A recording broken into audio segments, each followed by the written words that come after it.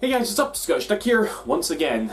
Right, I know it's not quite 2018 yet, despite the fact that in that last video I said, you know, see ya in 2018. What can I say? I'm a workaholic. I want to get back to videos right away.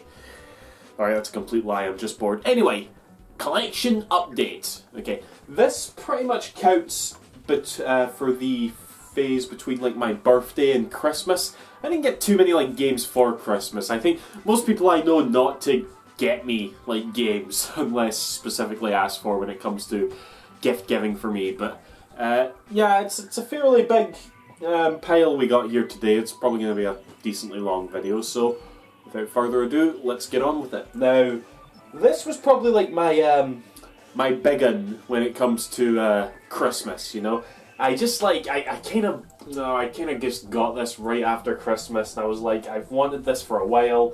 Should I get it? Shouldn't I? Is it gonna be fucking worth it? Do you really need it, Donald?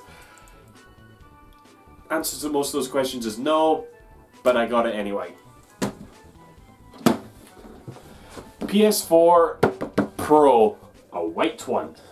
I love white consoles, by the way. I don't know, it's like, I think consoles just look better in white. I had like a white Wii U and all that. So yeah, I have a PS4 Pro now.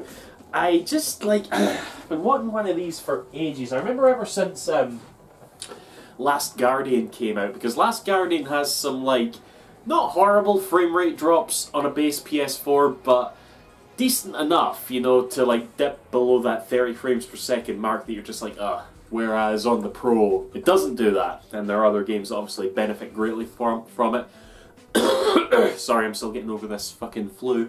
The game that's coming out soon that I can see the most like benefit from being played on the Pro is Yakuza 6. Apparently that gets like a pretty good resolution bump when you play it on a Pro, so that'll be cool, you know. So I have slight buyer's remorse, but at the same time it is nice to finally be like up to date. And watch this year as Sony releases like the PlayStation Pro Plus or the PlayStation Pro Mini, you know, completely mitigating this purchase. It's going to happen. I know my luck. It's going to fucking happen. Well, whatever. That's that. A PS4 Pro. Right, next up. Okay, I was very surprised at the size of this thing, right? I ordered this probably the same as most other folk. The Xenoblade Chronicles 2 Collector's Edition. This comes with like a massive art book, hence the size, a steel book, soundtrack CD, and of course the game. I don't know if I'm missing anything else, but yeah, I'm not gonna unbox it or anything, but this like comes apart here and there's just so much shit in it and it's so fucking massive. I kind of told myself I'd go off these big massive collector's editions, but it was for Xenoblade and I kind of had to. I don't have room for most of these anymore, and I have that fucking After Hours Yakuza 6 Collector's Edition coming as well. It's fucking murder, so it is. Massive first world pain this, isn't it? Running out of room for my Collector's Editions. But yeah, Xenoblade, I definitely want to talk about this a lot once I've actually beaten it. I'm up to like the, something like the 70-hour mark at the moment. I haven't even touched it in like, probably like a week and a half or something. I don't know, I'm feeling like a decent sort of, I like the pace I'm going at basically, because when I do sit down to play Xenoblade 2, I don't stop essentially. So I don't feel like I'm getting like less into it or like being put off it. I'm just going at the pace that sort of suits me. I still have like a week left of Christmas holidays, so I might fire into it some point then. In fact, I definitely will. But yeah, Xenoblade 2, I'll definitely be talking about this game a lot once I've finished it. Okay. Sorry about these clearing of the throats, it's flu, you know. Right, now for my pile of games here, right. Now, this right here, this actually marks the finishing off of a certain collection that I have.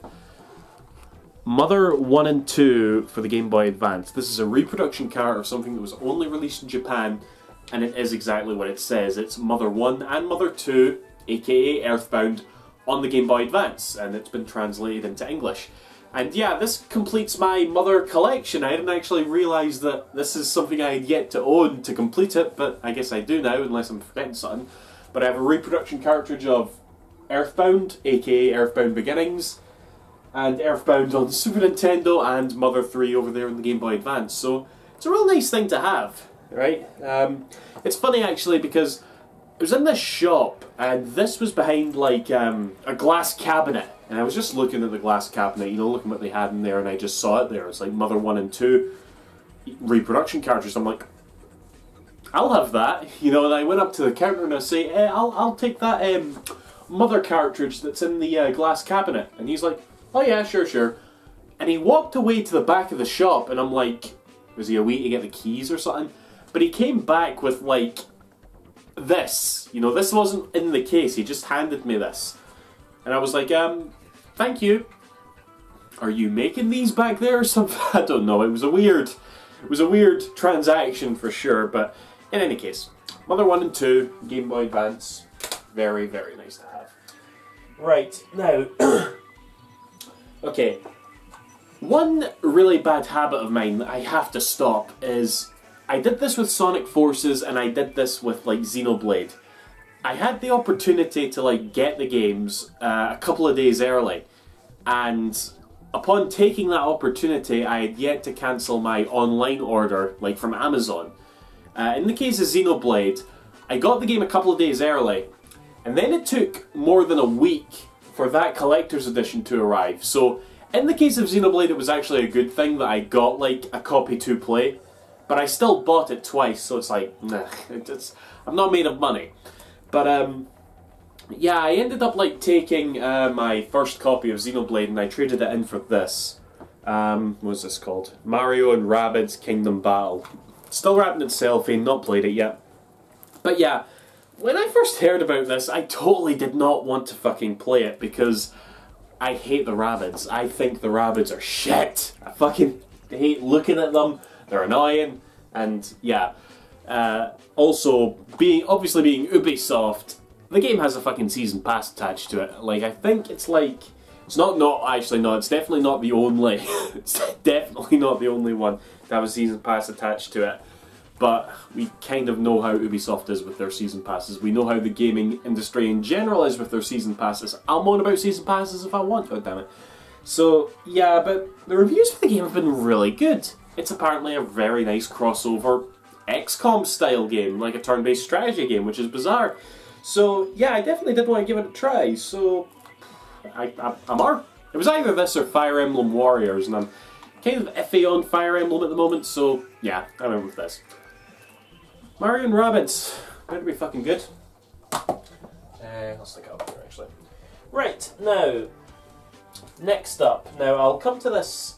You guys may remember that I definitely had like a phase not long ago where I was trying to get into like fighting games and stuff, like, because I was really enjoying like following Smash Brothers and I wanted to like try and follow other games competitively as well.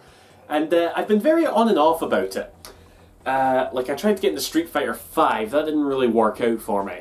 But as of late, probably ever since I got my Dreamcast arcade stick, my favourite fighting game for the Dreamcast has definitely become Street Fighter 3 Third Strike. I really like that game now. You know, I've put a fair amount of time into it.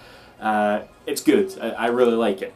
And I started to decide to pick up some other Street Fighter games, and FYI, I bought this after they announced the 30th anniversary collection. It's coming out for like PS4, Xbox One and all that, because my mentality is always like, oh, it's coming out in some collection, I better own the originals pronto. But yeah, Street Fighter 2 Alpha 2. Street Fighter 2 Alpha 2. That's not what it's called, Donald. Get it fucking right. But yeah, Street Fighter Alpha 2. Apparently the Saturn version is the best home copy. I know nothing about the Alpha series of Street Fighter. Like, that's kind of where my knowledge stops, to the point that whenever the Alpha series came up, I was like, no, that's enough. I'm good. So, but yeah, apparently it is just another 2D Street Fighter, just like the main series. I don't think there's too much to differentiate from it, apart from maybe like the art style or what have you. I don't know. I ain't got a fucking clue either way. Quite keen to try it out. So yeah, Street Fighter Alpha 2 on the Sega Saturn. Cool. Okay, now next up, I randomly, let me put this in the right order here. One thing I did not too long ago is that I randomly stuck on Phantasy Star Online on my Dreamcast. Now, I've talked about this game a lot. It is one of my favourite Dreamcast games. And I'm always extremely impressed by Phantasy Star Online for the simple fact that I got so into it, so addicted to it, so addicted to the world and the gameplay, and like really got to grips of why it's one of the best games ever made, not just on the Dreamcast. But I did it all without once going fucking online with the game. You know, the servers are down, at least on the Dreamcast. I can't play it online anymore, so when you play it in single player, it's just this grind fest. But it's really, really good, at least in my opinion, and yeah. So, I decided to get like a few Phantasy Star related things, you know, just because I was in the mood, really. The first thing I got right here is this. Phantasy Star Online. This, you're probably wondering, is version 1. I think I have it right here. Yeah, here we go. Here's my current copy. Phantasy Star Online version 2. I couldn't even tell you what the big difference is. I think it's like some of the item drop rates have been fixed here. Some things are like harder to hack now and whatnot, because you couldn't release patches back in the day. This is what you had to make do with, isn't it? But yeah, I'll tell you the real reason I decided to get version 1 though. I mean, aside from the fact that it's a nice collectible to have as a Phantasy Star Online fan, but this one also comes with a demo disc for Sonic Adventure 2. Look at that logo. You can tell this was like totally a placeholder, at least when you look at like the logo that would be. And yeah, I haven't popped this in yet, but I'm very keen to try, because apparently it's just like City Escape. Sonic apparently still has a Japanese voice and whatnot, and I'm very keen to see, because they do some of the level geometry must be slightly different or whatever, and it will just be really interesting as somebody who knows that level like the back of his hand to just play for it, you know? So yeah, that's really cool. I really like that. And second Phantasy Star related thing I got was this right here. Phantasy Star Collection for the Japanese Sega Saturn, because we never fucking got it over here. This right here is basically the exact same as Sonic Jam was on the Sega Saturn. It's a compilation of the first 4 games that you can play on your Sega Saturn, and you can also watch like the adverts, you know, like that aired in Japan obviously for the games. So it's pretty cool. It's pretty cool. I definitely want to pop this in and give it a go. A part of me is holding out. It definitely won't be the case that the English versions are on here. There won't be. But I have the English versions on their original hardware anyway, so it's not like a massive deal breaker or whatever, and it's just nice to have it from a collector's point of view. Plus it's got like maps of Phantasy Star 2, 3 and 4 in here. I really need to play Phantasy Star 3. I know everybody doesn't like it, but I really should just give it a try at least. Okay, and another Dreamcast game we got right here. Bangai-O. Kind of a dark one, you can't really see it with the reflector and shit, but yeah, I know nothing about this one. It's by Treasure, and it's a 2D shooter, apparently. But clearly it doesn't get talked about as much as things like Radiant Silvergun or Ikaruga, you know? So I guess this must be one of their, like, less popular games, honestly. But it was cheap, and it was in really good condition, so figured I would give it a go. Yeah, I really have nothing to really say about this one, it's just kind of cool, so yeah. Apparently it was the N64 game originally. I got this off Wikipedia, but they released this Dreamcast version worldwide because the N64 version was Japan only, and they had like new modes or something that they added. I don't know, but either way, this is apparently like the main version. So Bangai-O, there we go. And lastly, we have now. Okay, funny story here, right? On Google, when you type in best blah blah blah games, you know, insert a console, you get like this sort of list at the top, and it tells you like the most popular games for that console.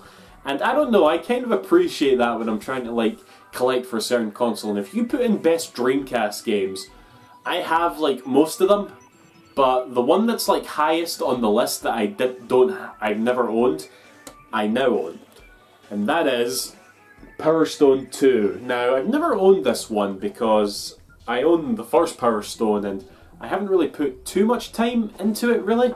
I've mucked about on it a little bit. I know it's basically like a sort of 3D Super Smash Brothers. But from what I understand, there's no point to playing the first game because this game exists. Because it has like so many other modes and stuff. It's 4 players, whereas the first one was only 2 players. And yeah, it's just the one that... It's kind of like Left 4 Dead 1 to Left 4 Dead 2. There's no point playing Left 4 Dead 1 because there's nothing that it does better than the sequel. But that's the gist I get from it anyway. So that's pretty cool to have. I definitely need to pop this in and give it a go. So yeah. Power Stone 2. Can't whack it. Right, and lastly, this has really been a long one, hasn't it? But lastly, I have like some Mega Drive games here. I'll just fire through these real quickly. First up is Virtua Racing. Was kind of interested to give this one a go because it apparently uses the Mega Drive's SVP chip. Look at the size of that cartridge, which was which was basically the Mega Drive's equivalent to the Super Effects chip that the Super Nintendo had. Because Virtua Racing is a fully 3D game. It's out for the Mega Drive, it's out for the 32X, the Sega Saturn, and there's also a PlayStation 2 version. Shoutouts to GameSack for showing me that. And yeah, I was definitely most keen to try this one myself, because I don't know, the idea of playing a fully polygonal game on my Mega Drive kind of intrigues me. So yeah, Virtua Racing. No bother.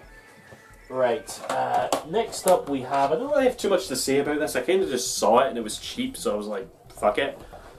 Super Fantasy Zone. I don't really see anybody talk about this one. It's usually the ones on like the Master System that get talked about, so I don't know, maybe this one's actually shite, maybe it's just a re-release of one of the Fantasy Zone games on the Master System, or the arcades, I have no idea, but I got it, so joy.